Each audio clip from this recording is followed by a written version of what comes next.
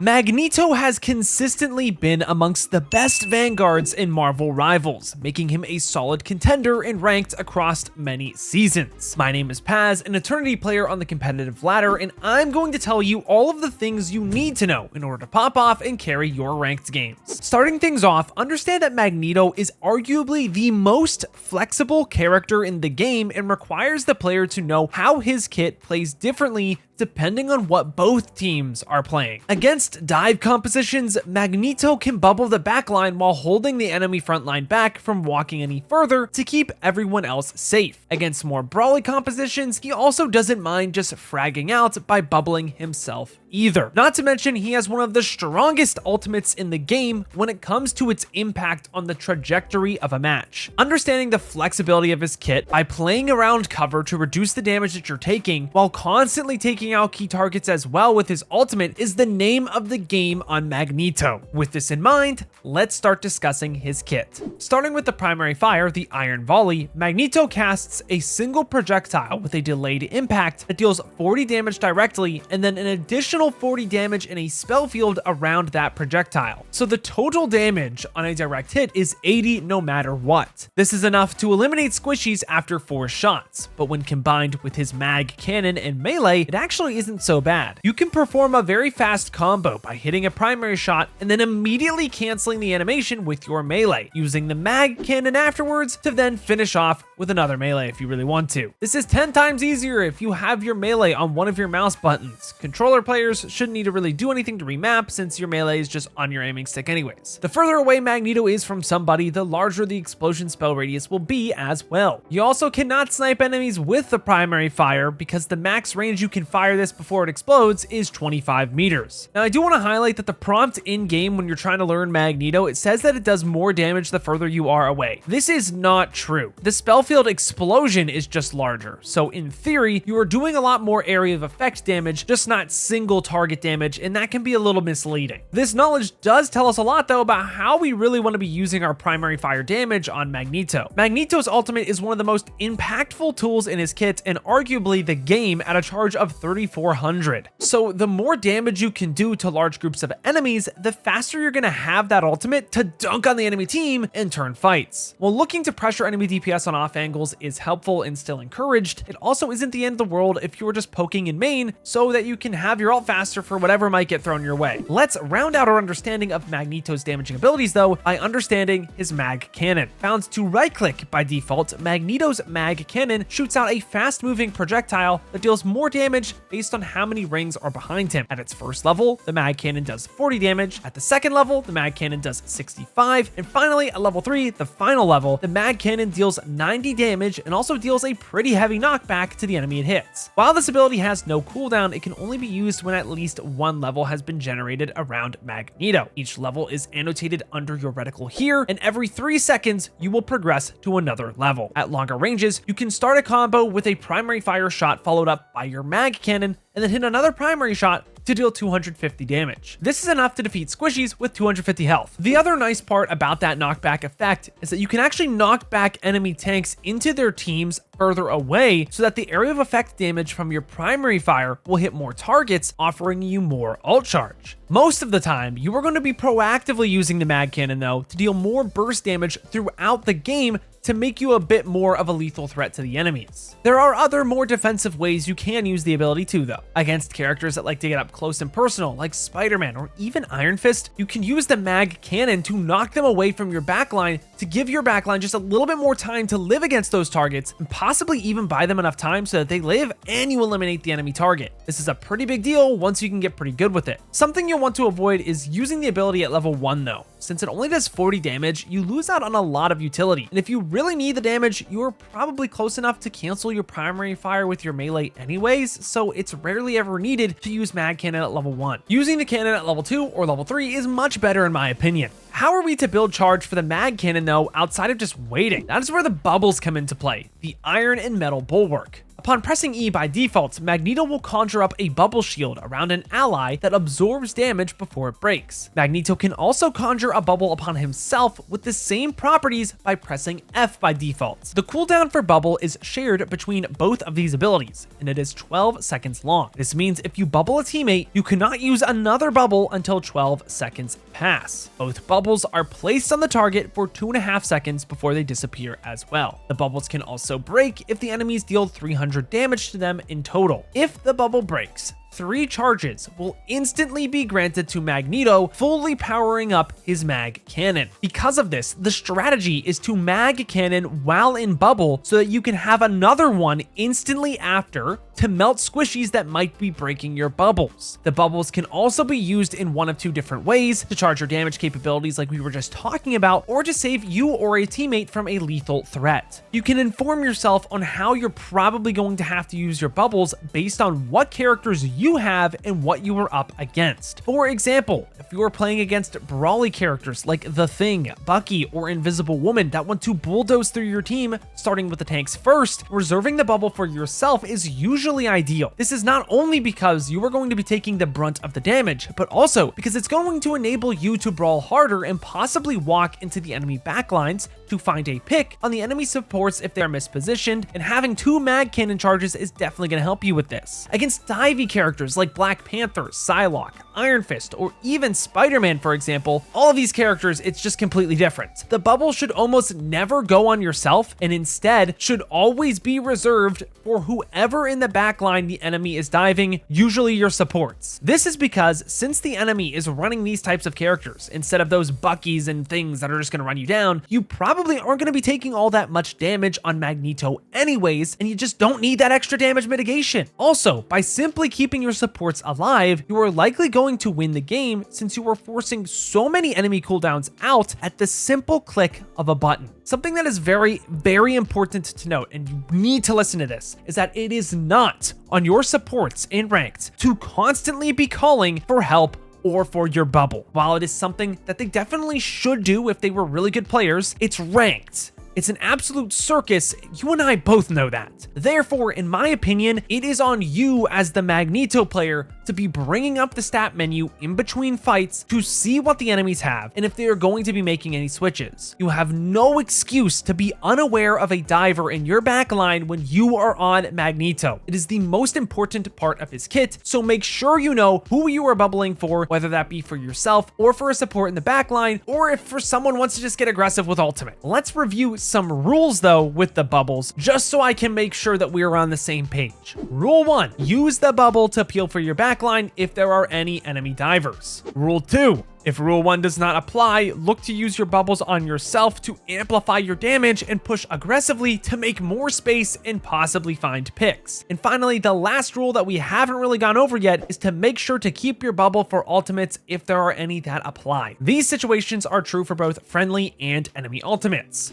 For example, when you know that the enemies have a Magneto ultimate, an Iron Man ultimate, or even a Bucky ultimate, it is very important that you keep your bubble to save your supports that are probably going to be looking to use their ultimate in response. Having the patience to hold your bubble will not only save your teammates, but it will also force out ultimates from the enemy team and allow you to get ahead in the ult economy throughout the game, which is insanely powerful. The same goes for using your bubble to enable your teammates. If the enemy support ults and you have an Iron Man, chances are he's probably going to be looking to take them out with his ultimate. Save your bubble and dish it to him so that he doesn't blow up mid-cast. The same is true for Punisher ultimates, Bucky ultimates, Scarlet Witch ultimates. I think you get the gist of it now. There is a reason why Magneto is one of the strongest carry characters in the game, and it is because most of his kit directly changes the course of the game through ultimates. Make sure you're looking at that menu to stay informed on what is going on throughout the game, get ready to block and enable ultimates, and you will carry games with just bubbles alone, I promise. Moving on to his shield ability though, the Magnetic Curtain. By pressing Shift by default, Magneto projects an energy shield in front of him that blocks incoming damage. What's super cool about this shield is that it is not health based, but instead energy based. The shield has 100 charge that depletes at a rate of 65 per second. So you can't hold up the shield for too long. When the shield is down, the energy recovers at a rate of 11 per second. So the shield can be up for about a second and a half, and then it takes 10 seconds to fully recharge. On top of this, the shield has a cooldown of 3 seconds between uses, even if you have charge left over. This information should tell you about how you want to use Magneto's shield. Magneto's shield is not like a strange shield that can be put up frequently and used for rotating across long stretches of terrain. Instead, Magneto's shield is really good for blocking high amounts of burst damage or specific cooldowns. Examples of this is like if two Punishers are ulting each other on both teams. If you put your shield up, the enemy Punisher cannot hurt anyone for a second and a half, and your Punisher will melt him quickly, even if he's not ulting. Strange's shield will lose this situation almost every single time. Other examples of this are like when enemies throw cooldowns, like Hella Daggers, Invisible Woman Vortexes, stuns, you get the deal. This is because the shield intercepts them and they are vaporized from existence. Strange's shields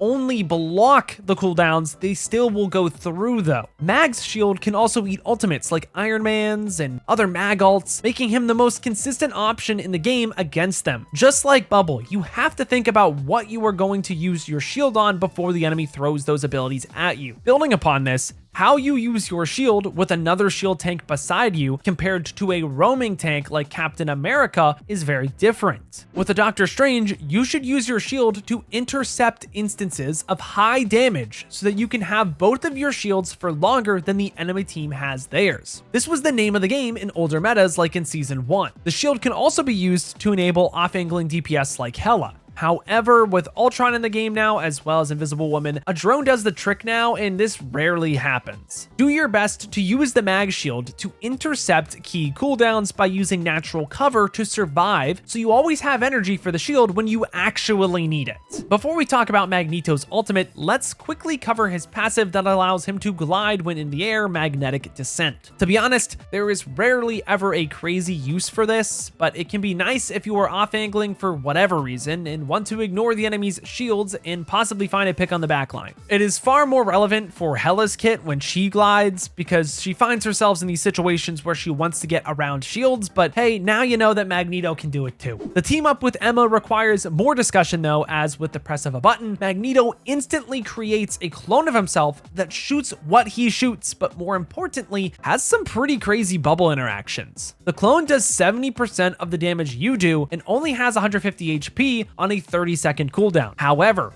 when you use bubble on yourself, the clone will also bubble itself. And when you bubble a teammate, both you and your teammate will be bubbled if the clone is still alive. Because of this, the clone is a great thing to pop when you are about to be taking tempo back in the fight and retaliating on the enemy team's push. Or for just simply getting aggressive, since it'll give you so many mag cannon charges if you play it right. Compared to Psylocke, the team up with Mag is significantly stronger as it makes his damage output noticeably better, and the bubble value cannot be underlooked.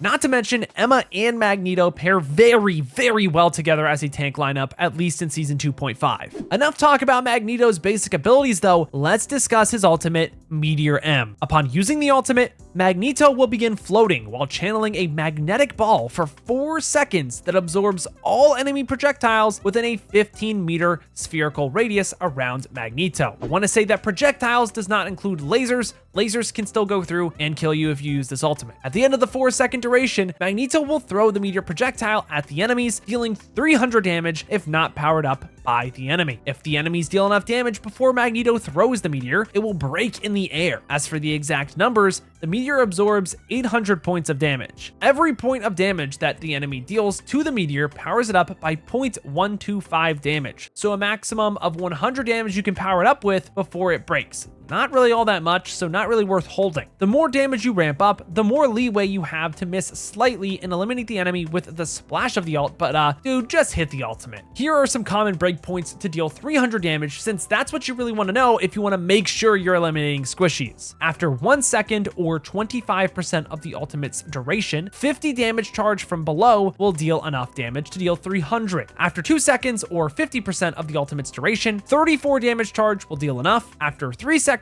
or 75% of the ultimate's duration, 12 damage charge will deal enough. And after 4 seconds, the ultimate will deal enough on its own without any charge. Alright, but when should you use your ultimate? Always try and go for enemy support ultimates if both teams have even numbers. This is the easiest way way to get value on Magneto and how you are going to carry most games. If you can consistently take out enemy support ultimates, you are going to win. It is just that simple. What you need to look out for though are Loki runes and mag bubbles, as they will stop you from carrying with your ultimate. What you can do is pressure either one of these characters out before the fight really breaks out to force out the bubble or the runes. In most ranks, a proactive play like this is enough to get what you need forced out to carry later on in the fight. Outside of forcing abilities out, the only support that is a little different is Luna Snow, since she does get a hefty shield in her ultimate. Tell your team to shoot her shield off or do it yourself before using your ult. Magneto's ultimate can also be used as a supportive ultimate against very specific heroes. For example, against Star-Lord and the Punisher, responding to their ultimates with your own not only sucks up their projectiles, but also sets you up to possibly take them out instantly after, especially against the Punisher. You have to be careful though. While your supports should just know not to ult here, even Eternity players make this mistake and ult anyways. It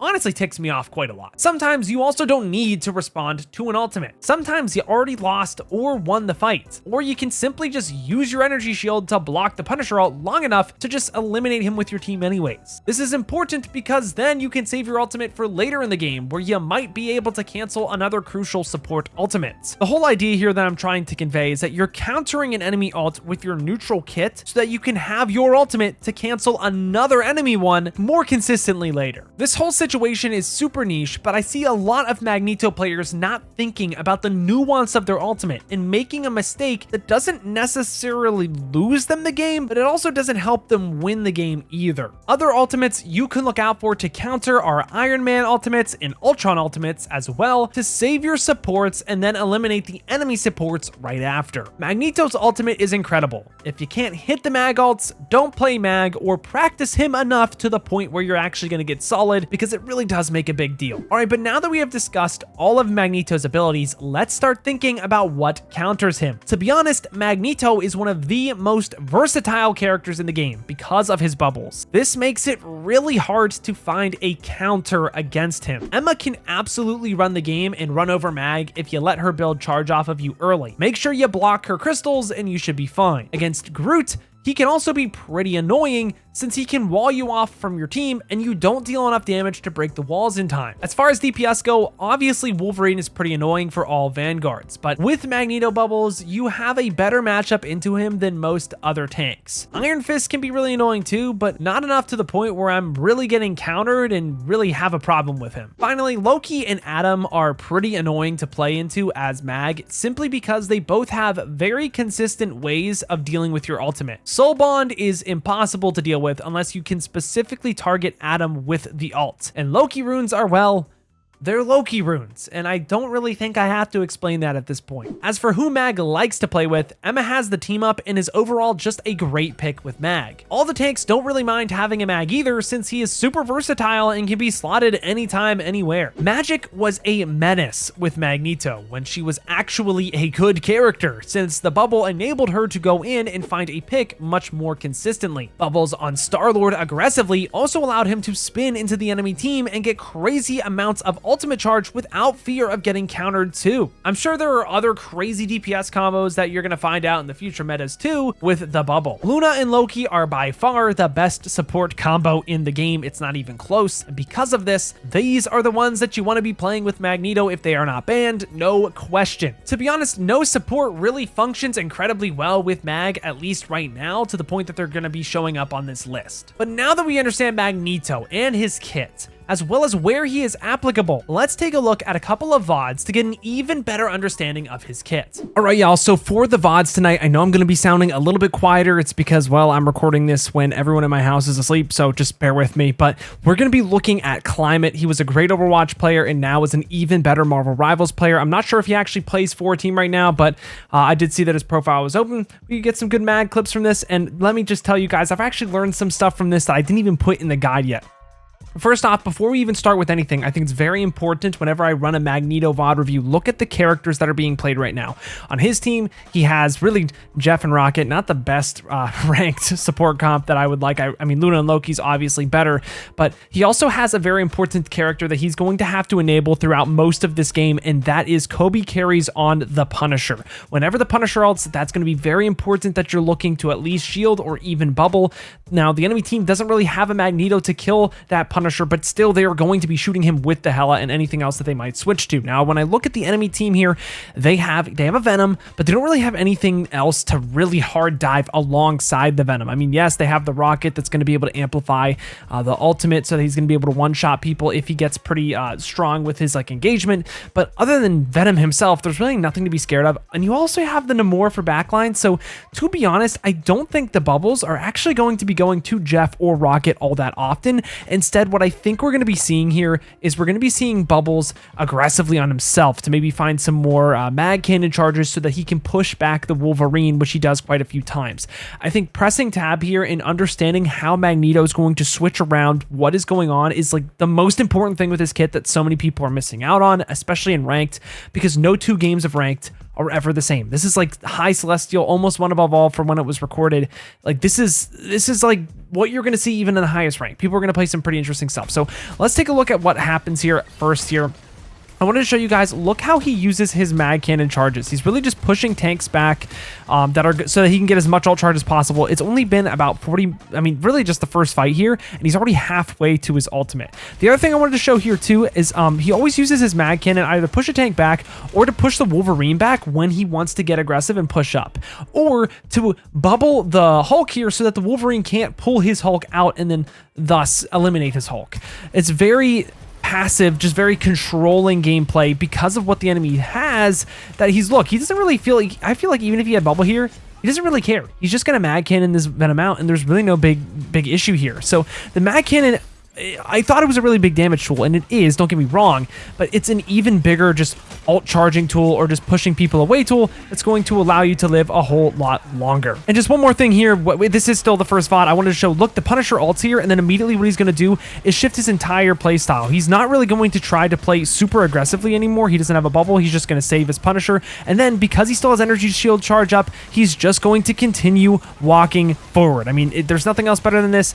It's very, very solid, team-oriented mag gameplay that is going to carry you in ranked. For this next fight, I really want to hone in on how Climate is using his Magneto ultimate. Again, a great mag cannon charge there. We didn't really, I know we highlighted that last VOD, but this VOD specifically, I want to show you guys, watch how he walks forward when the Hulk gets active, trying to just pressure that Wolverine so the Wolverine can't pull his Hulk out. Very good stuff.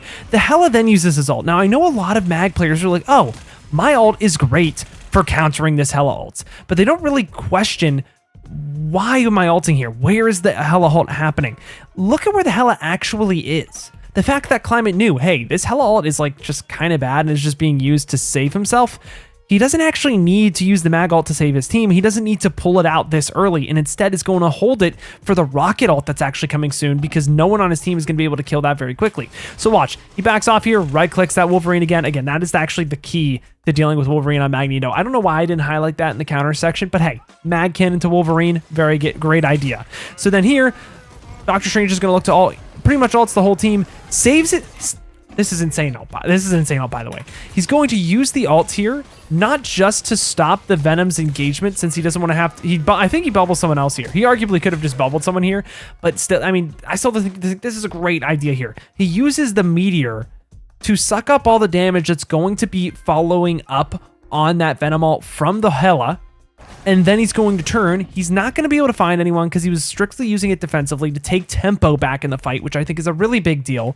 And then he's going to use this to break the Rocket ult so that he can take tempo back in the fight. This is something, I mean, yeah, he does get kidnapped away. He is going to live here. And sure, they can still use a Cloak and Dagger ultimate, but now look what they have. They have more ults to look back and retaliate with. They now have their Rocket ult, they now have their Jeff ult, and they're going to win this fight just very easily, by the way. So this type of stuff in ranked where you're using the ultimate not just specifically to counter like roaming support ults, but more as a, it's my turn now. Like now I'm using the Magneto ult because yeah, you're using a bunch of ultimates, but I'm going to stop that I'm going to find a pick, or I'm going to destroy a deployable like the rocket beacon that's very strong, and now we have a fighting chance to get back into this fight. Very good ultimate usage from Climate. Let's look at one more play. For our last VOD, yes, guys, I know I'm yapping a lot, but I feel like Magneto is just one of those characters that needs a lot of yap, a lot of conceptual understanding. So right here, I wanted to show you guys how Climate goes about hitting ults easier. So we're just going to play this through. Yes, obviously you're going to try to hit a cloak and dagger, but he made it look so easy. But I think a lot of you actually would have missed this ultimate. Now, I want you guys to count in your head how many times the cloak and dagger on the enemy team actually dashes mid-ult. We're going to count it together. 1, 2, 3, and he was about to have a fourth. But I want to take a freeze frame of right when Climate uses this ultimate, right here. I think a lot of people look at this and they're like, oh, this is going to be easy. I can just wait for the fourth dash. There's two problems with this. One, the enemy cloak and dagger is in cloak form, meaning they can immediately right click, they can shift, they can fade away. You're going to miss that. The second thing is, if you look at this angle, there's a lot of different places that the cloak and dagger can go to actually dodge this Magneto ult. I don't think they have any options going left, but they could dash forward into this statue. It's still going to be doable of an ult, but it's going to be a lot harder. But they can also just dash behind this statue, and it's almost impossible for Climate to hit here. So I think it's really good to have that understanding of like, hey, I'm about like 75% of the way done with this ult. I have hit the threshold that's going to be able to one-shot with this ultimate. I'm just going to rip it on the third dash because I used it right away, and it's going to make it that much easier to hit. I think a lot of people are going to see to wait, but I think against Cloak and Dagger, and I know you guys play against a lot of this character, trying to go for the third dash, like the end of the third dash into the fourth, is something that you have to be willing and ready to do if you're going to be a lot more consistent with your ultimates.